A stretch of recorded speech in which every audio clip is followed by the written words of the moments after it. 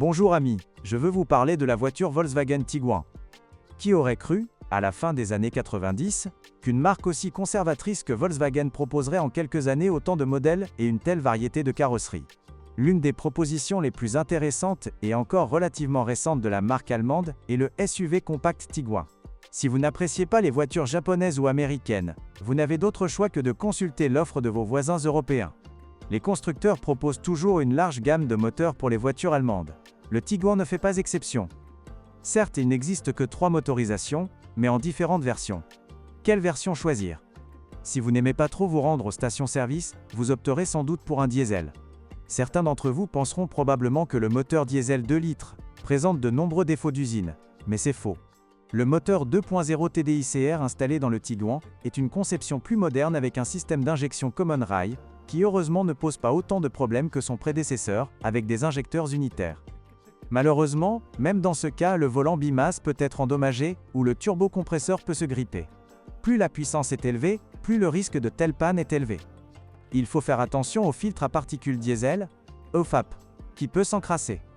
Les capteurs responsables de son fonctionnement peuvent également manquer de fiabilité. Les moteurs diesel vous récompenseront par une dynamique plutôt correcte, surtout les versions de plus de 110 chevaux, et une faible consommation de carburant, comprise entre 7 et plus de 9 litres 100 km en ville. Outre les moteurs diesel, la gamme comprend des moteurs essence turbo-compressés, moins fiables que les modèles Volkswagen d'il y a quelques années. Le 1.4 TSI présente de sérieux défauts de fabrication. Quelle que soit la puissance, les tendeurs de chaîne de distribution sont endommagés, ce qui entraîne leur allongement. Sur certains moteurs, des défaillances du système d'injection peuvent survenir. Les versions les plus faibles présentent un problème avec l'embrayage magnétique de la pompe à eau. Heureusement, ce défaut a été corrigé en 2010. Les pistons cassent également occasionnellement. Les versions les plus faibles du 1.4 TSI des modèles les plus récents sont celles qui posent le moins de problèmes. Mais l'achat d'un Tiguan équipé de ce moteur est souvent une véritable loterie. Cela ne signifie pas pour autant que ce moteur ne présente aucun avantage. Parmi ses atouts, on peut citer une excellente dynamique, un turbolag quasi imperceptible, et une consommation de carburant comprise entre 7 et plus de 9 litres 100 km. Et qu'en est-il du fonctionnement du moteur 2.0 TSI? Le seul problème réside peut-être dans les dépôts de calamine sur les soupapes.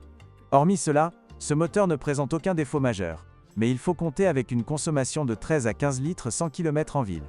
Il offre néanmoins des performances exceptionnelles, 0 à 100 km/h en moins de 8 secondes. 3 boîtes de vitesses sont disponibles, une automatique et une manuelle à 6 rapports, et une DSG automatisée à double embrayage à 7 rapports. Au crash test Euro NCAP, la voiture a obtenu la note « Très bien », 5 étoiles. Sur le Tiguan, la cause de panne la plus fréquente est la direction assistée électrique. D'autres constructeurs ont également rencontré des problèmes avec cette solution. Un autre problème fréquent sur ce modèle est le bruit gênant provenant de la suspension avant. En déterminer la cause n'est pas chose aisée, même les services agréés ne peuvent pas y remédier. Attention! Avant d'acheter un SUV allemand, inspectez soigneusement le châssis. Sur de nombreux exemplaires, notamment au niveau des joints, les premières traces de corrosion sont déjà visibles. Il est également judicieux de vérifier l'état du support d'arbre de transmission, car la durabilité de ce composant varie selon le Volkswagen Tiguan. Si vous optez pour la version avec boîte DSG, veillez à respecter les dates de vidange. Si vous négligez cette étape, vous risquez une défaillance de la mécatronique, des embrayages ou des roulements de la boîte de vitesse. Le confort de conduite est également excellent. Les principaux inconvénients de ce modèle sont le moteur 1.4 TSI peu fiable, le prix élevé de la plupart des modèles d'occasion, quelques défauts et un intérieur peu sophistiqué. Si vous craignez des coûts d'exploitation plus élevés liés à la transmission intégrale, optez pour le Tiguan à traction avant. Cela devrait suffire.